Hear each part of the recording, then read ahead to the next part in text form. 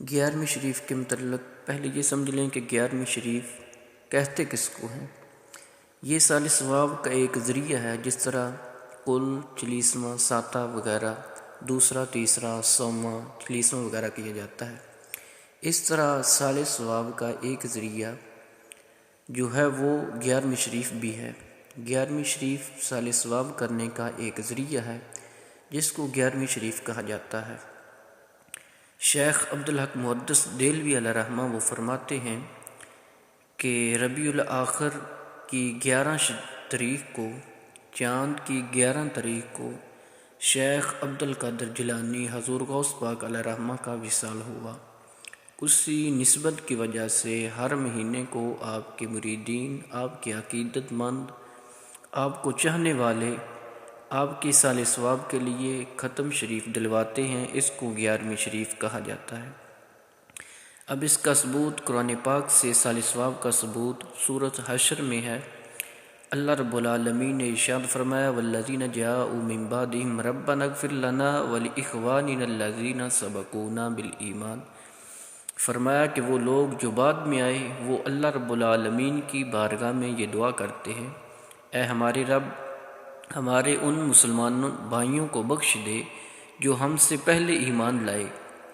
یہاں اللہ رب العالمین ایمان والوں کی نشانیوں کو بیان فرما رہا ہے۔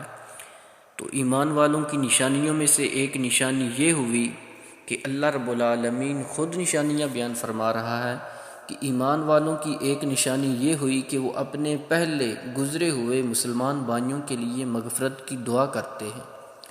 دوسرا حدیث پاک سے ایک اور مثال کہ حضرت انس رضی اللہ عنہ حضور نبی رحمت صلی اللہ علیہ وآلہ وسلم کی خدمت اقدس میں عرض کرتے ہیں، یا رسول اللہ صلی اللہ علیہ وآلہ وسلم، میری والدہ محترمہ اچانک وصال کر گئی ہیں۔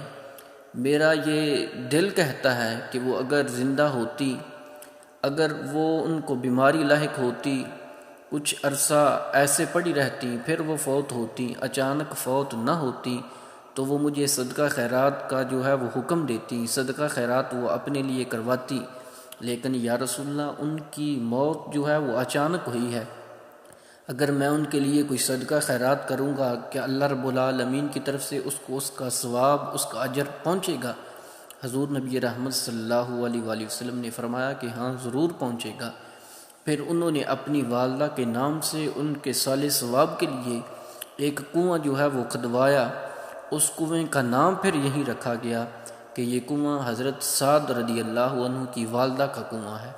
اس کے علاوہ مشکوٰۃ شریف میں حدیث پاک ہے، حضور نبی رحمت صلی اللہ علیہ وآلہ وسلم نے ارشاد فرمایا کہ جو تمہارے فوت شدگان ہیں وہ تمہاری دعا کا اس طرح انتظار کرتے ہیں، ان کو اس طرح ضرورت ہوتی ہے تمہاری دعا کی، تمہارے سال ثواب کی ان کو اس طرح ضرورت ہوتی ہے جس طرح کوئی انسان، کوئی شخص پانی میں ڈوب رہا ہو، وہ اس کو ایک تنکے کی بھی جو ہے وہ ضرورت ہوتی ہے، سہارے کی ضرورت ہوتی ہے۔ فرمایا جس طرح ڈوبنے والے کو ایک تنکے تک کے سہارے کی ضرورت ہوتی ہے، حاجت ہوتی ہے، فرمایا فوت شدگان کو بھی ایسے ہی سال ثواب کی ضرورت ہوتی ہے۔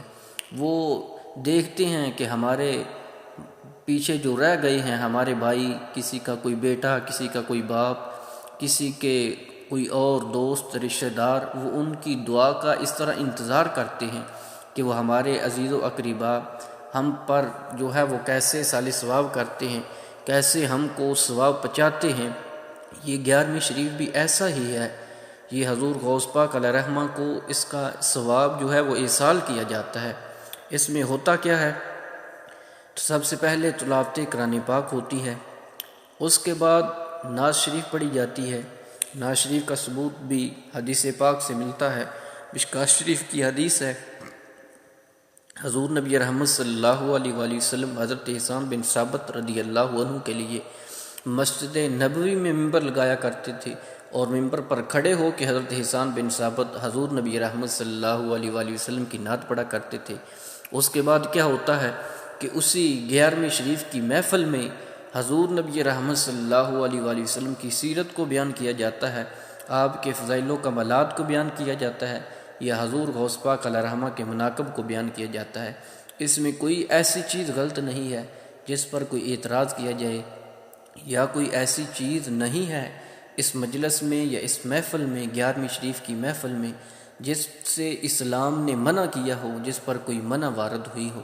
جب یہ تمام چیزیں یہ اسلام کا حصہ ہیں، اسلام جن چیزوں کی اجازت دیتا ہے وہیں چیزیں اس 11ویں شریف میں وہیں کام ہوتے ہیں، تو لہذا یہ ثابت ہوا کہ یہ 11ویں شریف قرآن و حدیث سے ثابت ہے۔